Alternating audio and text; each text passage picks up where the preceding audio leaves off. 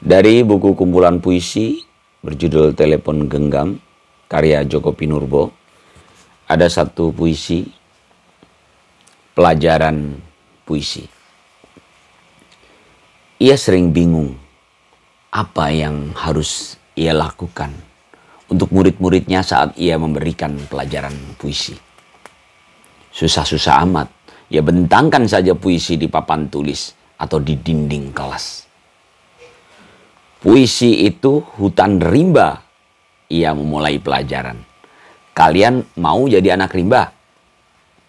Meskipun sebagian besar muridnya anak-anak kota, mereka ternyata mau mencoba menjadi anak-anak rimba. Kota juga rimba, cetus Pak Guru yang pandang matanya seluas rimba. Setelah menunjukkan beberapa celah untuk masuk rimba, ia meminta murid-muridnya segera menjelajahi rimba. Semula ada yang takut-takut, namun setelah dilecut-lecut akhirnya berani juga. Ada pula yang belum-belum sudah bergidik. Kalau ada ular, bagaimana? Pak Guru merasa geli. Jangankan di hutan, di kamar mandi pun kadang ada ular. Ribut sekali. Mereka berhamburan ke dalam rimba sambil bersorak-sorak. Rusa jantan berlari masuk hutan. Kemudian ada yang menimpal. Curang, memangnya hanya rusa jantan yang bisa berlari masuk hutan? Rusa betina juga bisa. Ayo balapan. Guru puisi itu tampak tenang-tenang saja. Tapi waspada. Ia sudah sering masuk hutan dan tahu rahasia rimba. Ia sibuk berjaga-jaga, siap memberikan pertolongan darurat bila misalnya ada muridnya yang tersesat. Tiba-tiba suasana berangsur senyap. Tak terdengar lagi derai tawa dan suara bernyanyi bersahutan. Ia mulai panik. Jangan-jangan mereka benar-benar tersesat. Jangan-jangan ditelan gelap.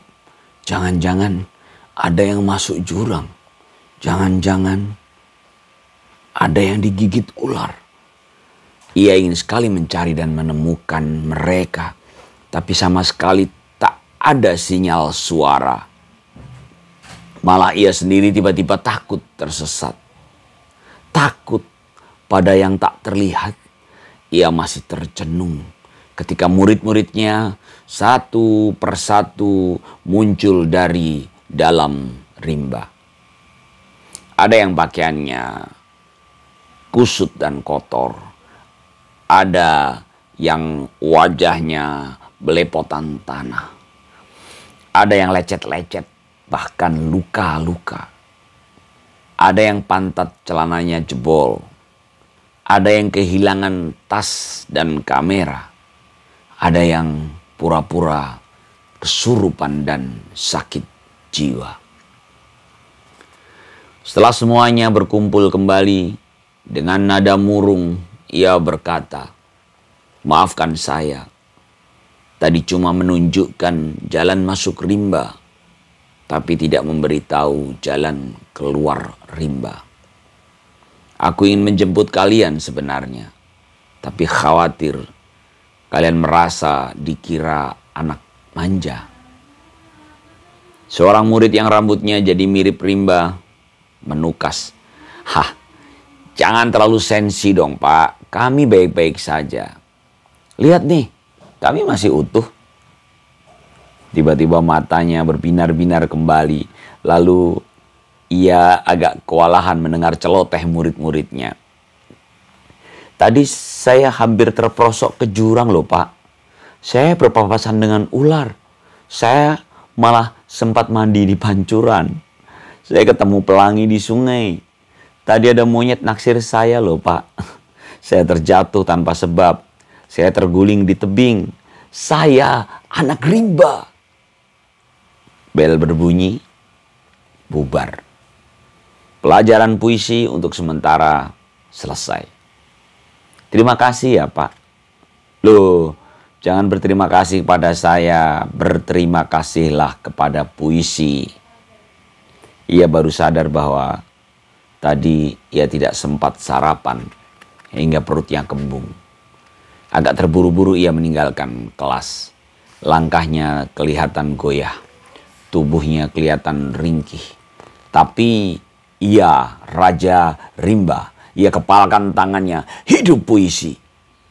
Gerimis berderai membasuh rambutnya yang keperak-perakan.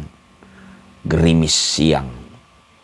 Seperti ribuan diksi dan imaji berhamburan dari pohon hayat yang rimbun dan tinggi. Seperti ribuan morfem dan fonem yang bertaburan dari pohon waktu yang tak pernah mati. Dan ia berjalan tergesa dengan perut lapar dan kembung. Nun di belakang sana. Murid-muridnya kompak berdiri dan bernyanyi, rusa jantan berlari masuk kantin. 2003